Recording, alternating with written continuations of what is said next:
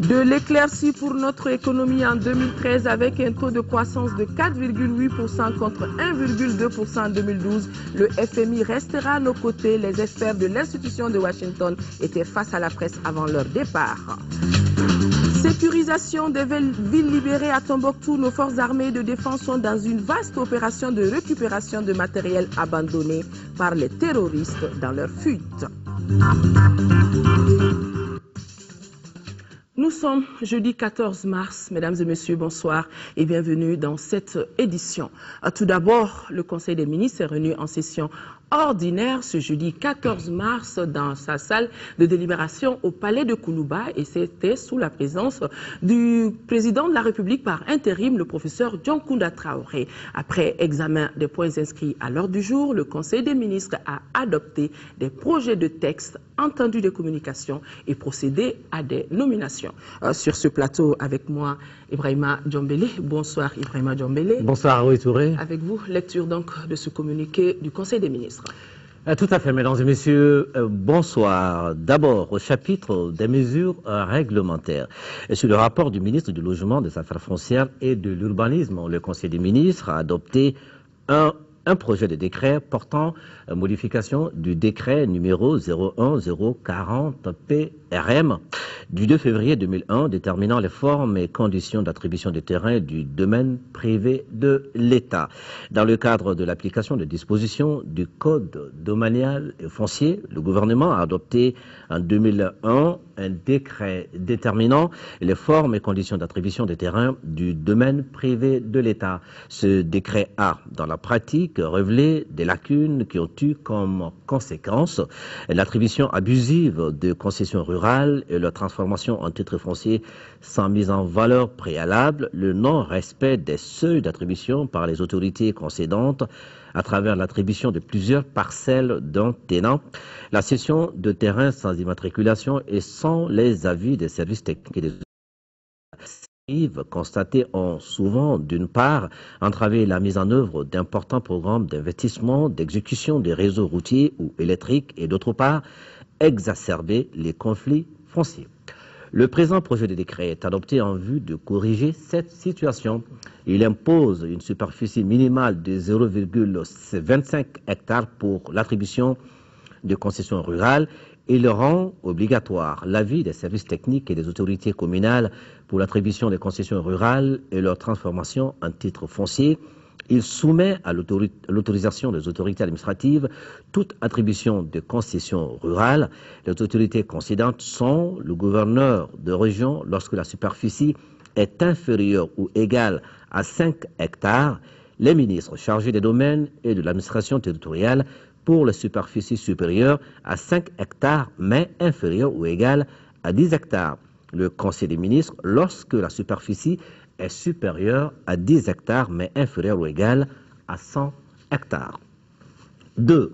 Un projet de décret portant affectation au ministère de l'économie, des finances et du budget d'une parcelle de terrain sise à Kati, afin de permettre à la Direction générale des douanes d'accomplir efficacement sa mission. Le ministère de l'économie, des finances et du budget a sollicité du ministère du logement, des affaires foncières et de l'urbanisme des parcelles de terrain pour la construction de bureaux pour les différentes structures de services de douane. Le présent projet de décret porte affectation au ministère de l'économie, des finances et du budget d'une parcelle de terrain, objet du titre foncier numéro 54 80 45 numéro 54 845 du cercle de Kati, 6 à Kantigila, dans la commune urbaine de Kati. La dite parcelle d'une superficie de 9 hectares 6 à 24 centiares est destinée à la construction des bureaux de la Direction régionale des douanes de Koulikoro et du bureau principal des douanes de Kati. Au chapitre des mesures individuelles, le Conseil des ministres a procédé aux nominations suivantes. Au titre du ministère de l'administration territoriale, de la décentralisation et de l'aménagement du territoire, chargé des missions, M. Gamer Aksodan Diko, journaliste, réalisateur.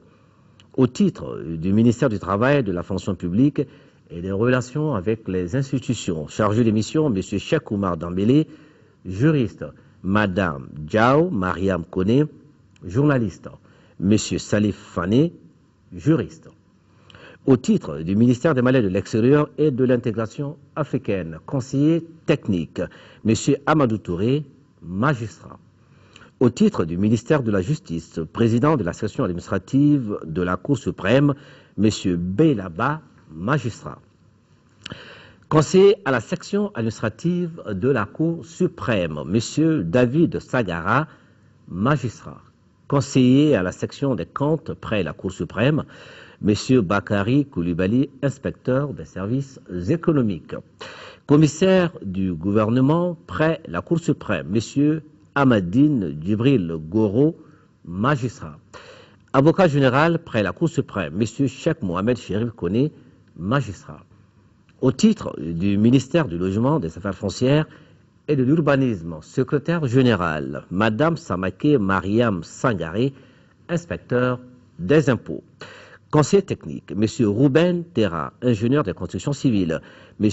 Abbas Yalkouye, ingénieur de construction civile, directeur national de l'urbanisme et de l'habitat, M. Amadou Diallo, ingénieur de construction civile. Au titre du ministère de l'Énergie et de l'Eau, chargé de mission, Mme Sissé Zeynaba Aïdara, journaliste. Au chapitre des communications, au titre du ministère du Travail, de la fonction publique et des relations avec les institutions, le Conseil des ministres a examiné une communication relative à la politique nationale du travail et à son plan d'action opérationnel 2013-2015. La création d'emplois décents qui participent à la réduction de la pauvreté et à l'amélioration des conditions de vie des populations demeure au centre des préoccupations majeures du gouvernement. De nombreux programmes ont été exécutés et des politiques adoptées en ce qui concerne l'emploi, la protection sociale et la formation professionnelle. Cependant, le déficit de travail décent du marché du travail et des insuffisances au niveau juridique et institutionnel identifiés par le gouvernement et les partenaires sociaux ont fait apparaître la nécessité d'élaborer et de mettre en œuvre une politique du travail. Le but du gouvernement, à travers cette politique, est de permettre à chacun d'accéder à un travail décent et productif tout en garantissant la compétitivité des entreprises. Le document de politique nationale du travail, assorti de son plan d'action opérationnel 2013-2015, objet de la présente communication, s'inscrit dans ce cadre. La politique nationale du travail vise à assurer la protection des salariés et renforcer la compétitivité et la rentabilité des entreprises à travers la protection du travail, la promotion des relations professionnelles et le dialogue social, l'emploi et la mise en valeur des ressources humaines. Il est bâti autour des objectifs spécifiques suivants: promouvoir un cadre institutionnel favorable à la réalisation du travail décent et renforcer les capacités opérationnelles des différents acteurs, promouvoir la santé et la sécurité du travail, promouvoir l'égalité au travail, en particulier entre les hommes et les femmes, renforcer le dialogue social dans les entreprises et au niveau national. La mise en œuvre de la politique nationale du travail impliquera le gouvernement, les organes consultatifs nationaux chargés d'assurer la participation des employeurs et des travailleurs à la mise en œuvre des politiques publiques, les organisations syndicales d'employeurs et de travailleurs et les chambres consulaires. La politique nationale du travail sera financée par l'État, les collectivités, le secteur privé et les partenaires au développement. Le suivi et évaluation des activités prévues dans le plan d'action 2013-2015 sera assuré par une commission d'orientation, de coordination et de suivi. Le ministre de l'Économie, des Finances et du Budget a informé le Conseil des ministres de la décision des membres du gouvernement et d'apporter une contribution des mois de salaire dans le cadre de la solidarité avec les forces armées. Aoué Touré. Merci Ibrahima Djombele. Et après avoir présidé le Conseil des ministres de ce matin, le président de la République par intérim était cet après-midi à l'ambassade de Venezuela, ici à Bamako, pour signer le cahier de condoléances et rendre hommage à Hugo Chavez, le président vénézuélien décédé il y a quelques jours. Et ainsi, le Mali perd un ami, un combattant de la liberté de l'homme. Le professeur Djonkunda Traoré au micro de Bourama Traoré. Le sens de ce geste est très simple. c'est d'abord la solidarité entre des peuples qui partagent le même combat, qui partagent la même vision de l'avenir de notre planète. C'est aussi un hommage à un homme qui a mérité non seulement de son peuple et de sa nation, mais qui a mérité de tous les peuples et de toutes les nations éprises de paix et qui combattent pour la liberté et pour la dignité de l'homme. Son engagement constant pour le développement de nos pays mérite que l'on vienne s'incliner devant sa mémoire et que l'on dise à quel point son départ va constituer une perte incommensurable pour nous tous. Et je pense que le commandant président a consacré sa vie entière à la lutte pour l'homme tout court.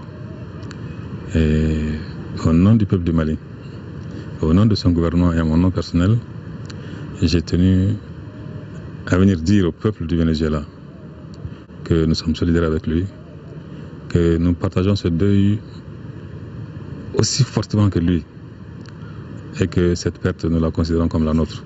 Et je crois que nous ne pouvions pas faire moins au Mali. Voilà, mesdames et messieurs, nous venons de l'apprendre. Ce communiqué vient juste de nous parvenir. Nous avons appris ce soir le décès du grand chancelier des ordres nationaux du Mali, le colonel à la retraite Koké Dambélé. La levée du corps aura lieu demain vendredi 15 mars à 16h à la place d'armes de la direction du génie militaire. Nous poursuivons avec le cours de ce journal. Ce communiqué du président de la République par intérim suite à la désignation du nouveau pape. Au nom de la communauté chrétienne, de la communauté des croyants du Mali, de l'ensemble des institutions de notre pays et à mon nom personnel, je vous adresse mes chaleureuses félicitations. La diligence avec laquelle vous avez été porté à la tête de l'Église est la marque d'une grande estime et d'une solide confiance de vos co-religionnaires. Votre élection est aussi la preuve d'une remarquable ouverture d'esprit de votre sainte institution. Votre sainteté vient à un moment historique de l'évolution du monde où la crise des valeurs et des repères ouvre la porte à trop d'égoïsme, trop d'intolérance, trop de violence, bref, à la misère spirituelle et morale. Votre sainteté, mon pays, l'Afrique et des jeunesses du monde qui, des pays pauvres aux pays nantis, se lèvent pour exiger plus d'écoute et plus de partage, sauront retenir l'attention de l'autorité morale que vous êtes pour chacun de nous. En ces moments de doute sur l'avenir et de désarroi face au quotidien, votre pontificat contribuera, je n'en doute pas, à remettre l'homme à la place qui aurait toujours dû être la sienne, c'est-à-dire au début, au centre et à la fin de toutes nos actions. Votre sainteté, je demeure convaincu que notre destin est collectif, que la religion est la solution plutôt que le problème de l'humanité et que vous accorderez vos bénédictions à mon pays, à l'Afrique et au monde entier. Signé des mains du président de la République par intérim.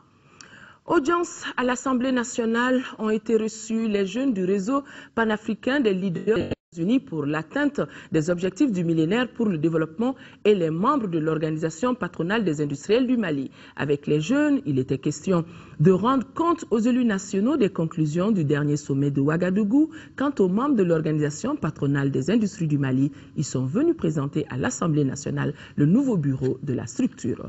Compte rendu signé Adama Kodjo. Les jeunes du réseau panafricain des leaders des Nations Unies pour l'atteinte des objectifs du millénaire pour le développement sont les premiers à être reçus par le président de l'Assemblée nationale par intérim. Ils étaient venus témoigner aux élus nationaux la solidarité de la jeunesse africaine à notre pays qui vit une période difficile et présenter les conclusions des travaux du sommet de Ouagadougou tenu en décembre dernier. Le sommet déplore tout ce qui a été fait par les forces du mal. Ce document donne de l'espoir dans la mesure où il engage les jeunes à passer par tous les voies et moyens pour que la paix au niveau du Mali soit une réalité, pour que la réconciliation soit une réalité, mais surtout pour que le dialogue puisse exister. Les membres de l'organisation patronale des industriels du Mali, eux, étaient venus présenter à l'Assemblée nationale le nouveau bureau de leur structure. Un bureau de 22 membres avec un mandat de 3 ans orienté sur 4 axes stratégiques. Un premier axe qui consiste à faire en sorte que l'industrialisation du Mali soit quelque chose de normal. Ça, c'est un axe de communication. Un axe second qui consiste à faire 18 réformes, dont 8 sont conjoncturelles qu'il faut faire tout de suite, 10 qu'il faudrait faire à moyen terme.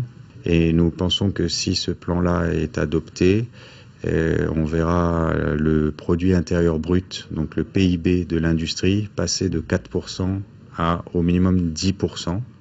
Ce sera assorti au minimum de 50 000 emplois. Cyril Achkar dit fonder beaucoup d'espoir sur les élus nationaux dans l'exécution du mandat de son bureau. Je vous le disais dans les titres, le Fonds monétaire international FMI confirme ce soutien au Mali dans le cadre de la facilité de crédit rapide. Un second décaissement de plus de 7 milliards de francs CFA est prévu pour juin 2013 et les perspectives économiques de notre pays sont encourageantes avec une croissance de 4,8% en 2013 contre 1,2% en 2012. L'information a été donnée au cours d'une conférence de presse qui vient de sanctionner une mission du FMI qui a séjourné dans notre pays. Conférence suivie par Agali Agissa. La gestion économique du Mali est conforme aux principes du Fonds monétaire international. Le constat a été fait par des experts du FMI en mission dans notre pays du 28 février au 13 mars. Un taux de croissance économique de 4,8% est attendu cette année contre 1,2%. De la coopération des besoins.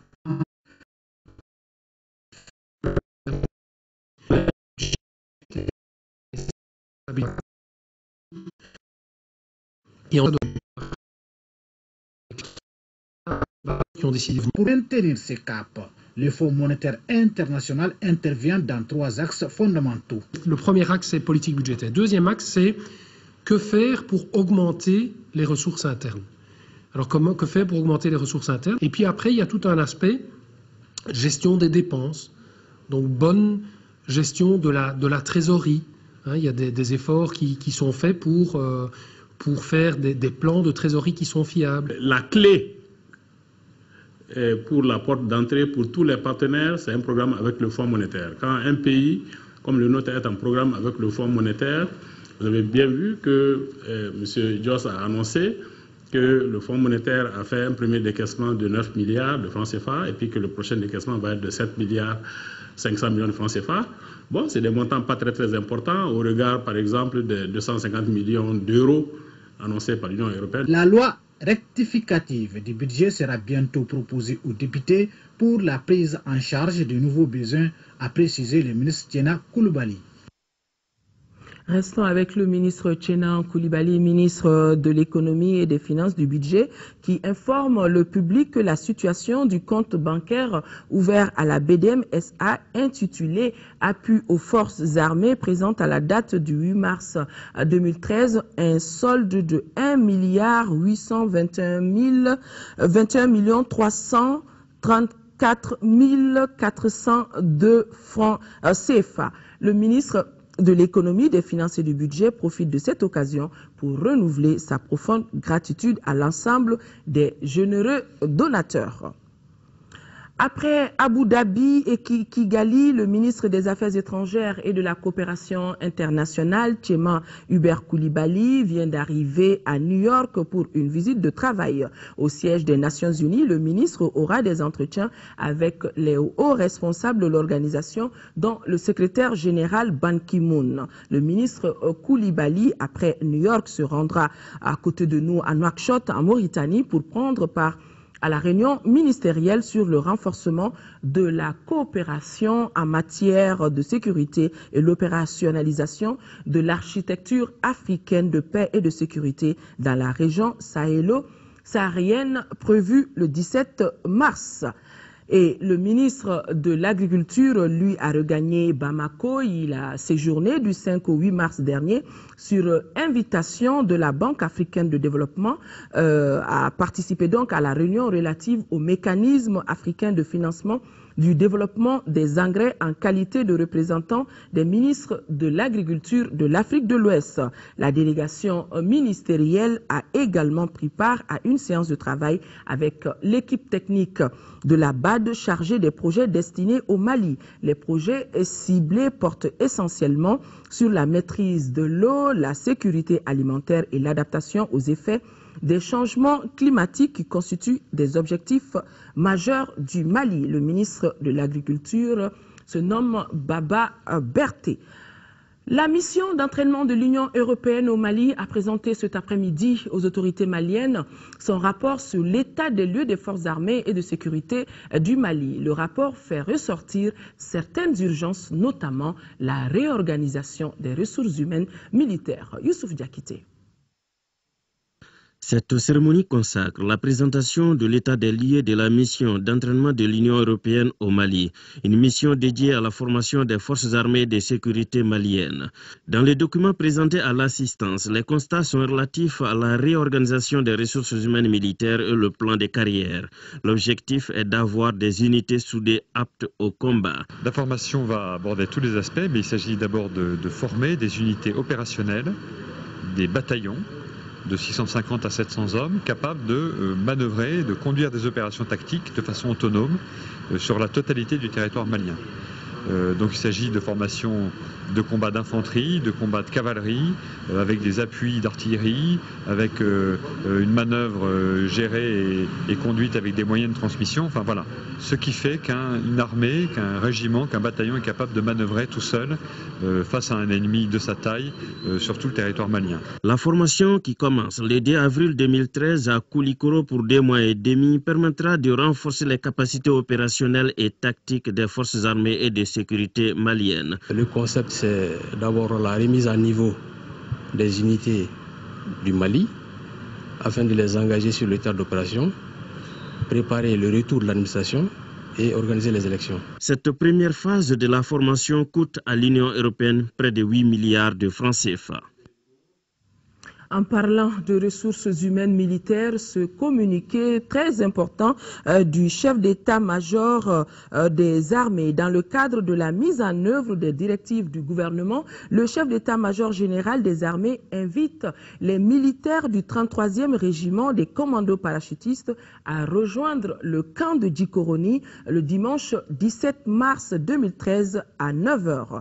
Des dispositions sont en cours en vue de leur engagement sur le théâtre des opérations conformément aux instructions contenues dans le communiqué du Premier ministre en date du 15 février 2013. Les militaires du régiment parachutiste déjà déployés dans les unités autres que Bamako ne sont pas concernés par le présent communiqué. Opération de sécurisation des villes libérées, cet autre titre phare de ce journal. En 6e région, la gendarmerie a récupéré auprès des populations des véhicules, des motos, des tables et climatiseurs. Tout ce matériel a été abandonné par les terroristes dans leur fuite. Envoyés spéciaux Adama Djimde et Shérif Moulay Haïdara.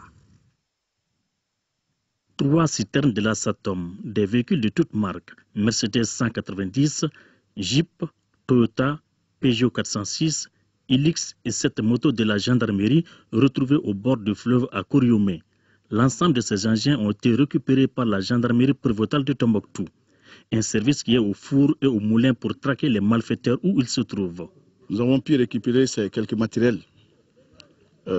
C'est du matériel que certaines personnes avaient emporté lors des casses, suite à l'appel lancé par ces autorités, comme je viens de le dire tantôt. Alors, certains ont ramené leur matériel de d'eux-mêmes, mais pour certains, nous avons effectué une perquisition domiciliaire dans certains quartiers qui nous a également permis de découvrir quelques matériels. La perquisition pour le moment, ce n'est pas terminé. Nous attendons toujours les informations. Dès que nous avons une information, nous partons vérifier. En dehors du matériel roulant, des chaises, des climatiseurs, des portes métalliques et même des urnes ont été également retrouvées. Pour mener à terme ce travail, les forces de sécurité attendent beaucoup des populations. Présentement, nous savons que rien n'a encore été repris à Tombouctou. Les services, nous avons besoin de leur présence. Les bureaux sont là, saccagés. Il n'y a rien. Seule une franche collaboration entre civils et forces armées pourra contribuer à vaincre les bandits armés. Restons dans la cité des 333-100. Le programme alimentaire mondial PAM a organisé une vaste distribution de vivres aux familles les plus démunies de la commune de Tombouctou. Cette opération est exécutée sur le terrain par Handicap International et prend en charge plus de 3000 ménages. Yeya Tandina. Cette opération de distribution du programme alimentaire mondial à travers Handicap International vise à atténuer les insuffisances alimentaires dont sont victimes les populations des villes qui étaient sous occupation. 3678 ménages sont ciblés et ont reçu de la farine enrichie, de la farine de maïs, du petit pois, de l'huile et du sel. L'ensemble de la commune, c'est 25%. Donc chaque quartier a droit à 25% de la population. Donc actuellement, nous donnons la farine de maïs. Ça fait 37,5 kg. Et notre produit, c'est de la farine enrichie. Ça fait 30 kg par ménage. Cette action humanitaire est la suite de 3 autres précédentes exécutées par Handicap International pendant l'occupation. Les bénéficiaires se réjouissent et exhortent les autres partenaires à agir. C'est une opération formidable. Parce que compte tenu de tout ce que les populations ont endurci, et s'il y a des partenaires comme ça qui viennent nous aider en matière de vivre, ce n'est que salutaire. Et j'encourage surtout d'autres partenaires à suivre la même voie que Handicap International. Appel entendu, puisque le Comité international de la Croix-Rouge annonce une opération similaire qui va couvrir toute la région de Tombouctou. Le gouverneur de la région de Ségou, au chevet des blessés de l'atterrissage forcé d'un hélicoptère, c'était à Dogofri. La vie des 2 militaires n'est plus en danger, ce que nous dit depuis Ségou Dougoufana Traoré. En rendant visite à ces blessés de guerre, les pilotes d'hélicoptère, le lieutenant Mahamadou Bamba et l'élève officier Ibrahima Mariko, le gouverneur de la région de Ségou, voulait non seulement souhaiter prompt rétablissement à ces 2 blessés, mais aussi et surtout leur apporter un message fort des plus hautes autorités du Mali aux combattants qui opèrent sur le terrain. C'est un devoir, nous sommes toujours prêts à assister l'armée malienne, à assister les alliés qui sont venus nous soutenir et à assister l'ensemble des personnes impliquées dans ce conflit-là. Le Mali et le Burkina sont inséparables, surtout en ce qui concerne cette cause commune. Par ailleurs, le gouverneur Thierno Boubacar Sissé a présenté les condoléances de la nation malienne. Nous sommes aujourd'hui là, c'est pour souhaiter à l'ensemble du peuple burkinabé nos prompts rétablissements aux blessés qui a été évacué à Bamako. Et pour l'âme du disparu, que son âme repose en paix et que Dieu l'accueille dans son paradis. Sur les 2 blessés visités, l'un est encore au lit et l'autre est déjà sur pied. La vie d'aucun n'est en danger. De Ségou, nous nous rendons à Caille où a débuté la conférence de parquet de la Cour d'appel de Caille. Objectif, échanger sur le rôle de la justice dans la résolution de la crise dans notre pays et la consolidation de la paix, la sécurité routière et le principe de présomption d'innocence. Jafar Haïdara. Cette conférence de parquet première du genre en première région s'inscrit dans la politique criminelle du ministre de la Justice garde des Sceaux qui s'articule autour des 5 axes majeurs que sont la lutte contre l'impunité, la corruption, la délinquance financière, la gestion rationnelle des conflits fonciers, la lutte contre l'insécurité routière et le respect des droits humains. Le thème de cette conférence est le rôle de la justice dans la résolution de la crise au Mali et la consolidation de la paix. La justice est impliquée dans la gestion de la présente crise. Il sied de doter la justice de moyens adéquats pour qu'elle puisse jouer le rôle qui est le sien dans ce processus. Il importe que justice soit rendue et ce, en premier lieu, par nos juges, malgré que le Mali ait signé et ratifié le statut de Rome. Les présentes assises marqueront, à n'en pas douter, le point de départ des conférences de parquet et permettront la consolidation de la paix et le développement dans la voie de la démocratie et la décentralisation. Qui parle d'autorité de l'État, parle d'une justice crédible, une justice transparente, une justice diligente et d'une administration efficace. Ces deux vont ensemble, ces deux font que le citoyen est dans tous les cas mis dans ses droits. Cette conférence de parquet se tient en ce moment précis de notre histoire où la justice doit prévaloir sur la barbarie, le terrorisme, le narcotrafic, le crime organisé pour que notre pays retrouve sa quiétude et se mette au travail.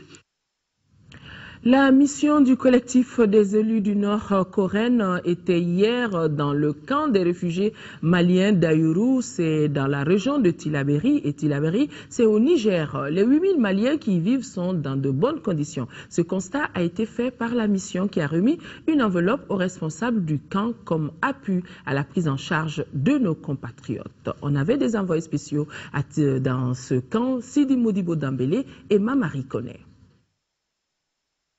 Après Niamey, la capitale nigérienne, c'est le camp de Tabaré-Baré dans la préfecture d'Ayourou, dans la région de Tillabéri, qui a été la deuxième étape de la mission du collectif des élus du Nord. Situé à 6 km d'Ayourou, ces camps abritent près de 8000 réfugiés maliens. La mission leur a fait le point de la situation sécuritaire au Mali avant d'expliquer le contenu de la feuille de route du gouvernement de transition avec en toile de fond la tenue des prochaines élections. Dans ce camp, nos compatriotes bénéficient du soutien de plusieurs partenaires comme l'UNFPI, l'UNICEF, le HCR, l'OMS, Oxfam, Islamic Relief, Plan Niger ainsi que du gouvernement nigérien. On a créé 2 postes, un poste au nord et un poste au sud. Et chaque soir, il y a des patrouilles qui tournent qui se font autour de ces réfugiés-là. Aujourd'hui, Dieu merci, avec la situation qui commence à se décanter au niveau du Mali, nous pensons que le danger s'est un peu écarté. L'assistance de l'État du Niger est appréciée à sa juste valeur par les autorités consulaires. Nous venons de boucler le tour de l'ensemble des sites aujourd'hui et vous avez vu que les conditions se sont beaucoup améliorées, et que ce soit les conditions alimentaires, les conditions sanitaires, les conditions sécuritaires et même les commodités qui au début n'étaient pas du tout, étaient très précaires, commencent à s'améliorer. Je tiens à remercier le Niger et l'ensemble des membres de la communauté humanitaire. En venant à la rencontre des réfugiés sur les différents sites, le collectif des élus du Nord veut recenser leurs préoccupations. Cette mission a répondu aux attentes. Ce que j'ai vu me permet de dire que nos populations ont besoin de retourner chez elles. Et elles pensent qu'aujourd'hui, où la situation le permet, tout le monde s'accorde à dire qu'il ne reste qu'à leur permettre de retourner chez elles. Les résultats des différents échanges avec les réfugiés pourraient inspirer les acteurs impliqués dans la résolution de la crise malienne. À noter que près de 55 000 réfugiés maliens vivent dans 4 camps et dans certaines villes du Niger. Autre geste de solidarité, le parti Convergence pour le développement du Mali, CODEM, manifeste sa solidarité envers le contingent tchadien. Et il vient de remettre une enveloppe de 2 millions de francs CFA aux blessés de guerre, ce dont est un geste symbolique à l'endroit de ce pays ami. L'agence du bassin du fleuve Niger a tenu ce matin la 10e session de son conseil d'administration.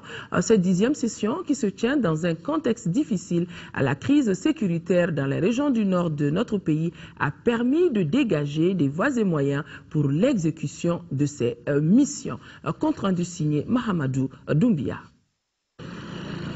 Entièrement dédiée à la sauvegarde du fleuve Niger, la mission principale de l'agence du bassin du fleuve Niger est de veiller à sa sauvegarde, de protéger ses berges et bassins versants contre l'érosion et l'ensablement, de préserver les écosystèmes terrestres et aquatiques. Cette 10e session ordinaire de cette agence, malgré la crise sécuritaire, a donc de belles perspectives en matière de protection de l'environnement.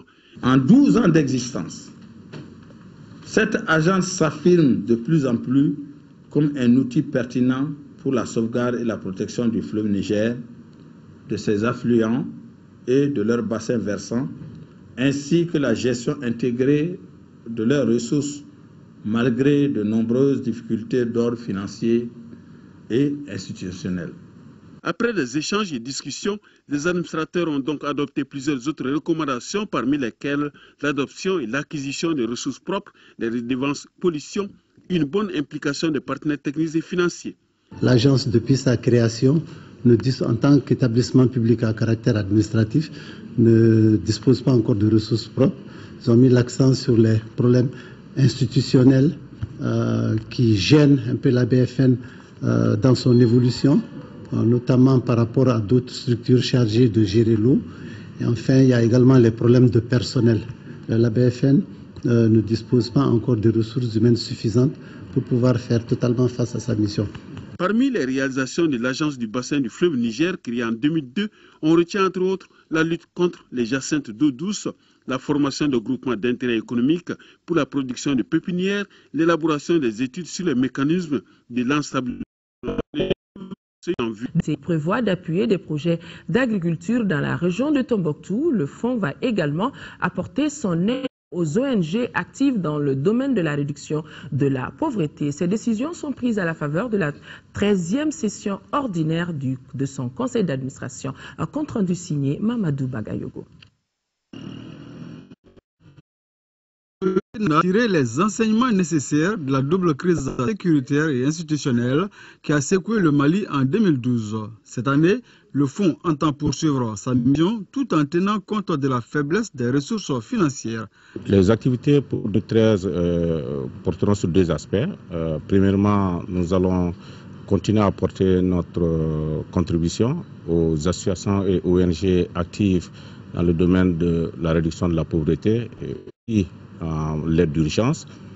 Mais également, de plus en plus, au Fonds de solidarité, nous nous orientons vers le recentrage des activités. C'est-à-dire que nous n'allons pas poser des actes de manière sectorielle, mais beaucoup plus, nous évoluerons vers des projets intégrés.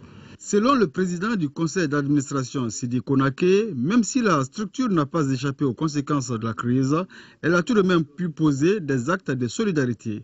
Adama Diarra confirme. Nous avons apporté des appuis à certaines organisations comme Cris de Cœur, le Coréen et la Croix-Rouge malienne pour apporter un appui pour soulager les souffrances des premiers déplacés au sud. La session sera mise à profit pour renouveler les membres du conseil d'administration. L'Association malienne des droits de l'homme, AMDH, a lancé ce matin à la Maison de la Presse un nouveau projet relatif à la promotion et à la protection des droits humains au Mali en temps de guerre. Fruit de la coopération entre la France et le Mali, ce projet de 6 mois sera mis en œuvre dans toutes les régions administratives du Mali. Reportage Abdrahman Meiga. 6 mois pour influencer les autorités de la transition pour une mise en œuvre d'actions concrètes de protection et de défense des droits des victimes de la double crise institutionnelle et sécuritaire au Mali. Voilà l'exercice auquel s'attelle l'Association malienne des droits humains à travers ce projet. Un projet qui est le fruit de la coopération entre le Mali et la France. Il permettra à l'AMDH d'entreprendre la réalisation d'un certain nombre d'activités relatives à la promotion et à la protection des droits humains. La culture d'impunité et les déficits de justice face aux violations des droits de l'homme sont très souvent à l'origine des crises et se transforment en conflits parfois très violents et constituent des menaces contre la paix et la stabilité à l'intérieur et au-delà des pays. Nous souhaitons à la MDH évidemment le maximum de réussite dans ce programme. Nous l'évaluerons ensemble, mais nous nous montrons par principe de toute façon disposés à continuer cet appui au-delà de la période actuelle.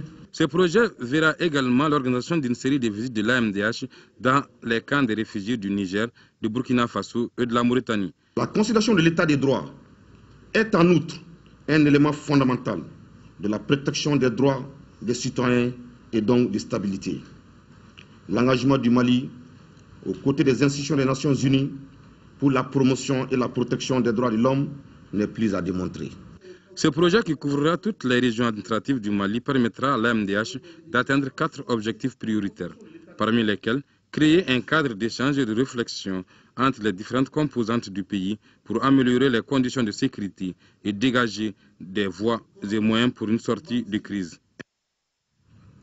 Le cadre de concertation des institutions et organisations des droits de l'homme était face à la presse. Au nombre des sujets évoqués, l'affaire de notre confrère Boukari Daou, directeur de publication du journal Le Républicain. Les conférenciers se sont aussi prononcés sur le rapport publié par les Nations Unies faisant cas d'exactions dans notre pays de la part des militaires maliens. Mohamed Diarra.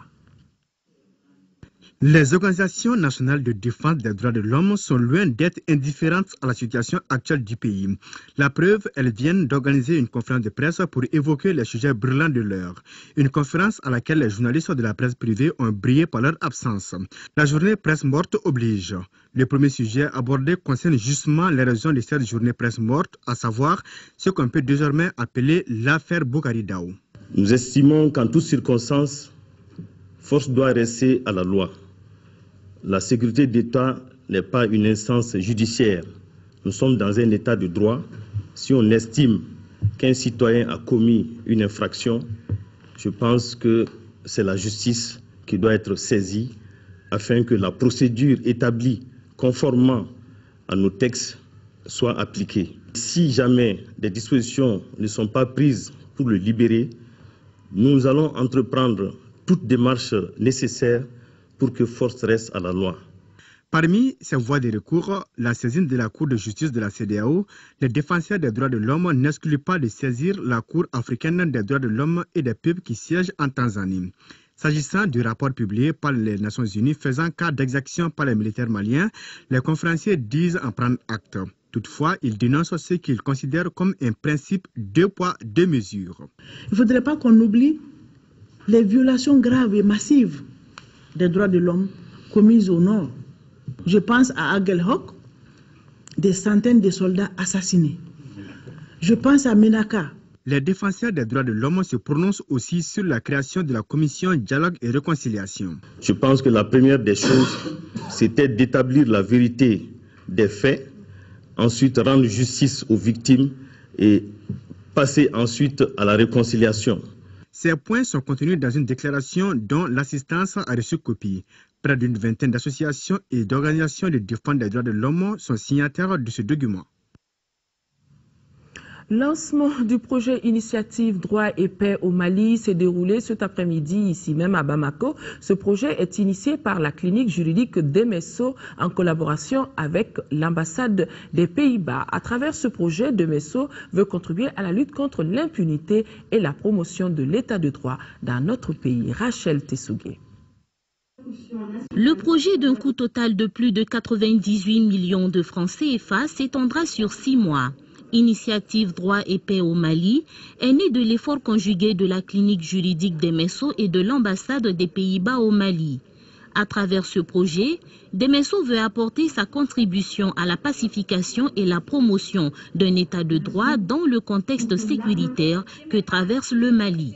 En quelque sorte, nous voulons que dans la recherche de la paix et de la réconciliation, la lutte contre l'impunité ait un sens. Notre plan d'action consiste d'abord à l'identification des cas, au traitement des cas à travers un pool d'avocats et le plaidoyer auprès des autorités pour que les cas de violation avérés soient réparés ou jugés convenablement. Selon l'ambassadeur des Pays-Bas au Mali, sans respect des droits de chacun, le pays ne peut retrouver la stabilité tant espérée. On ne peut pas entamer une réconciliation sans que les populations aient confiance que les infractions sur les droits soient prises en compte et jugées.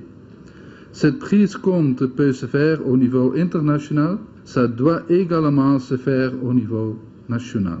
Le gouvernement félicite la clinique juridique d'Emesso qui, en initiant ce projet, apporte une contribution précieuse dans l'atteinte de son objectif de lutte contre l'impunité. La mairie de la commune 4 a lancé hier la deuxième promotion de son projet intitulé Emploi Jeunes. À travers ce projet, 50 jeunes apprentis seront mis en activité comme des maîtres artisans pour apprendre des métiers. Agibou Koulibaly. La problématique de l'emploi des jeunes est l'une des priorités des autorités de la mairie de la commune 4. C'est pourquoi, à travers son projet Emploi Jeune, la commune 4 entend déployer 50 jeunes auprès des maîtres artisans pour qu'ils apprennent des métiers.